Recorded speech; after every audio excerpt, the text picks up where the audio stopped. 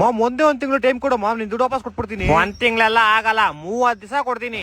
ಅಷ್ಟ್ರೊಳಗಡೆ ನನ್ ದುಡ್ಡು ವಾಪಸ್ ಬಂದ್ಬಿಡ್ಬೇಕು, ಇಲ್ಲ ಅಂದ್ರೆ ಕಥೆನೇ ಬೇರೆ. ನಿನಗಿನ್ನೂ ನನ್ ಬಗ್ಗೆ ಗೊತ್ತಿಲ್ಲ, ನಮ್ ಹುಡ್ಗನ್ ಕೈ ಕೊಡ್ತೀನಿ, ಹೇಳ್ತಾನೆ ಕೇಳು. ಲೇ, ಅಣ್ಣನ್ ಬಗ್ಗೆ ನಿಂಗೆ ಇನ್ನೂ ಗೊತ್ತಿಲ್ಲ. ಚಿಕ್ಕ ವಯಸ್ಸಿಂದ ಹೇಳು. ಅಣ್ಣಂಗೆ ಹೆವಿ ಆಟಿಟ್ಯೂಡ್. ಅವ್ರ ಅಮ್ಮನ ಹೊಟ್ಟೆಲಿ ಜಾಗನೇ ಸಾಲ್ತಿಲ್ಲ ಅಂತ 9 ತಿಂಗಳಿಗೆ ಆಚೆ ಬಂದ್ಬಿಟ್ಟ.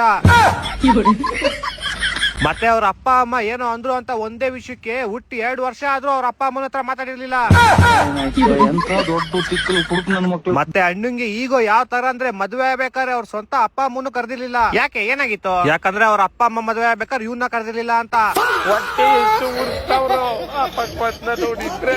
ಮತ್ತೆ ಅಣ್ಣಂಗೆ ದೊಡ್ಡ ಕಂಪ್ನಿಗಳೆಲ್ಲ ಫೋನ್ ಮಾಡ್ತಾರೆ, ನಿಮ್ ಪ್ಲಾನ್ ಆಗೋಗಿದೆ, ರೀಚಾರ್ಜ್ ಮಾಡಿಸ್ಕೊಳ್ಳಿ ಅಂತ. ಮತ್ತೆ ಅದೇ ಹೇಳು, ಲಿಂಕು ಎಲ್ಲಿವರೆಗೂ ಲಿಂಕ್ ಇದ್ದೀನಿ ಅಂತ. ಅಣ್ಣಂಗೆ ಬಾದ್ಶಾ ಕಿಚ್ಚ ಸುದೀಪ್ ಸರ್ ಅವ್ರಿಗೂ ಲಿಂಕ್ ಇದೆ. ಹೌದಾ? ನಾನು ಯಾವಾಗ ನೋಡೇ ಇಲ್ಲ. ಅಣ್ಣ ಯಾವ್ದೇ ಅಂಗಡಿಲಿ ಫೋನ್ ಪೇ ದುಡ್ಡು ಹಾಕಿದ್ರು ಸುದೀಪ್ ಸರ್ ಬಂದ್ಬಿಟ್ಟು ಹೇಳ್ತಾರೆ, ಪೇಮೆಂಟ್ ರಿಸೀವ್ ಆಗಿದೆ, ಥ್ಯಾಂಕ್ ಯು ಬಾಸ್ ಅಂತ.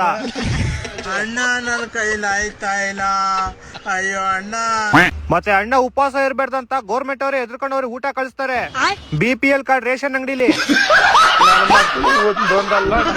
ಒಂದೊಂದಲ್ಲ